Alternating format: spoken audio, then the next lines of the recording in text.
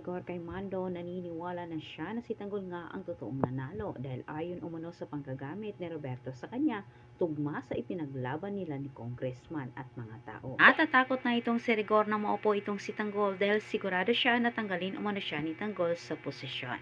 Pero pinagsabihan naman siya ni Mando na kailangan na umano at oras na nabaguhin umano ni Rigor ang pananaw nito kay Tanggol at sa paniniwala na ito ay masamang tao.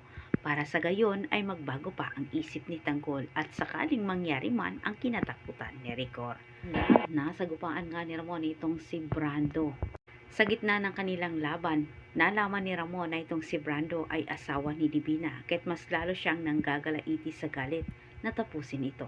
Pero bago pa nangyari na niratatan ni Ramon itong si Brando, mapa sa kamay umano nila ni Tanggol ang pera pero binalaan ni Brando itong si Ramon sa maaaring gawin umano ni Rocky Boy sa kanila kapag sa oras malaman umano ni Rocky Boy sa nangyari sa kanila ni Divina.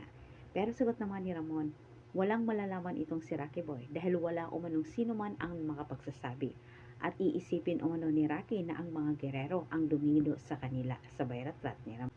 Habang dinurog ni Tanggol itong si Divina, si Rocky Boy wala siyang kamalay-malay sa sinapit ng kanyang mga magulang sa kamay ng mga Montenegro. Wala na ng tiwala itong si Garcia kay Hector matapos din silang nagkasagutan patungkol ito kay Miguelito. Pero napapansin naman ni Hector na may mali dito kay Garcia. Bigla-bigla na lang sumagip sa isip ni Hector na posibleng may alam umano itong si Garcia sa kinaroroonan nila ni Tanggol. Kaya't gagamitin umano niya itong si Garcia para matuntun niya ang lungga ni Tanggol.